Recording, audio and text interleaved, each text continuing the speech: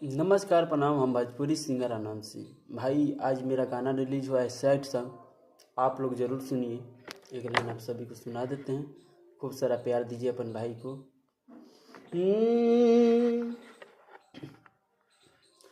कहले रहू की साथ जीवन भर निभाई,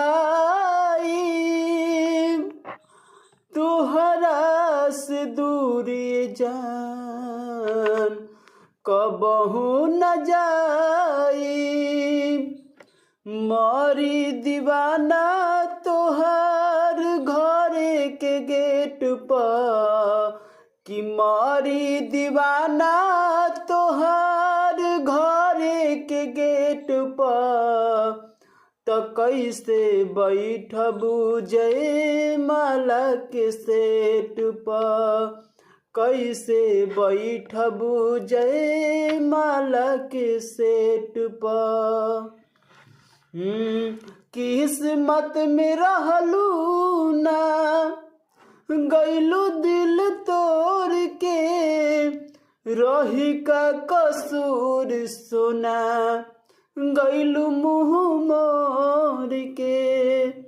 हाँ किस्मत में रहलू ना गैलू दिल तोड़ के, रही का कसूर सोना गैलू मुँह मोर के।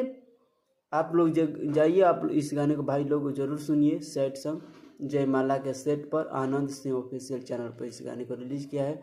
और चैनल को भी सब्सक्राइब कीजिए और शेयर कीजिए। जय हो भोजपुरी समाज।